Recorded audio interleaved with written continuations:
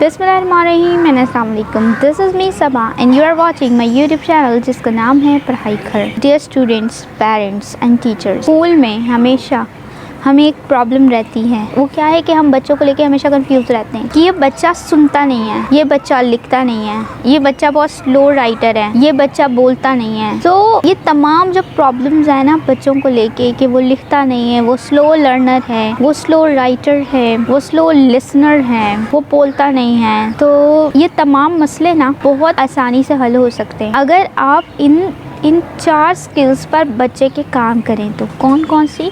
That is reading, writing, listening and speaking। एक बात याद रखें हमेशा, अगर बच्चा रीड नहीं करेगा, यानी अगर आप कहते हैं कि आपका बच्चा जो है वो स्लो राइटर है, इट्स मीन कि वो रीडिंग में कहीं ना कहीं लैकिंग कर रहा है, यानी कि उसको पढ़ना नहीं आ रहा कि वो लिख क्या रहा है, वो क्या लिखना चाह रहा है, वो क्यों लिख रहा है। सो कोशिश करें कि उसके रीडिंग स्किल्स पे काम करें, उसकी रीडिंग स्किल्स को बेहतर से बेहतरीन बनाने की कोशिश करें। जिस तरह से उसकी रीडिंग स्किल्स इम्प्रूव होती चली जाएंगी, आप खुद नोट करेंगे कि उसकी राइटिंग स्किल्स भी इम्प्रूव होती चली जाएंगी। हाँ, कहीं ऐसा होता है कि राइटिंग स्किल्स में लैकिंग होती है कि वो वर्ड्स भी प्रॉपर फॉर्मेशन के नहीं बना पाते, तो वो थोड़ी सी लैकिंग होती है राइटिंग में। वो भी आप साथ साथ कोशिश करें, लेकिन उसकी रीडिंग स्किल्स पे काम करें। अगर आप देखिएगा कि कुछ फॉर्मेशन जो राइटिंग की होती है वो लैकिंग उससे ओवरकम करवा के, being a teacher, being a parent, अगर आप वो लैकिंग उसकी वहाँ स्टॉप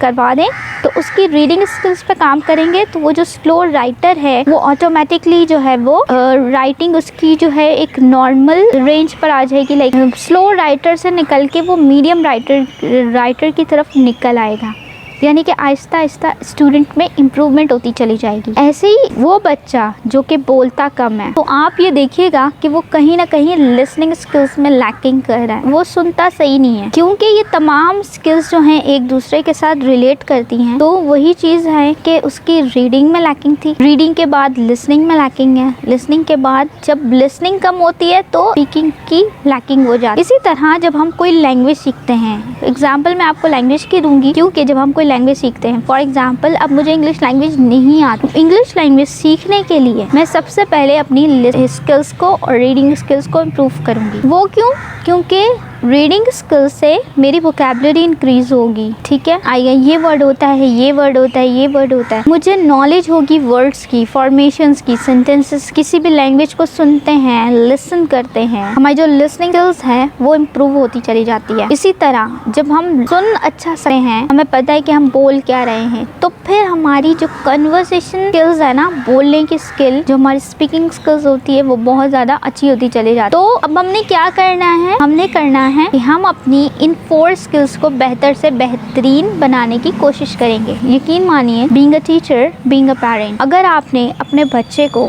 इन 4 स्किल्स में बेहतरीन बनाना शुरू कर दिया, यानी कि आप एक मोटो बना लें कि आपने अपने बच्चे की reading skills, writing skills, speaking skills, listening skills को इम्प्रूव करना है, तो आप फिर बच्चे को रैटिफिकेशन की तरफ लगाने के बजाय ना इन स्किल्स को इम्प्रूव करने की तरफ जब लगाएंगे ना, तो ऑटोमेटिकली उनके जो क्लास में ग्रेड्स इम्प्रूवमेंट है ऑटोमेटिकली आती चली जाएगी। तो आप लोगों को कभी परेशानी नहीं होगी वो कहीं ना कहीं लैक कर रहा है किसी न किसी सब्जेक्ट को लेकर। तो आई होप कि आप लोगों की ये प्रॉब्लम के आप लोग खुद कहीं ना कहीं लैकिंग कर रहे हैं बीइंग अ स्टूडेंट, या आपका बच्चा, आपके स्टूडेंट्स कहीं ना कहीं, सो आप खुद, आपके बच्चे या आपके स्टूडेंट्स कहीं ना कहीं स्टक हैं, तो कोशिश कीजिए कि उनको इस सिचुएशन से बाहर निकालिए, क्योंकि हमने पढ़ना है। हमने पढ़ाई को मुसीबत समझ के नहीं पढ़ना, हमने उसको समझ के पढ़ना है।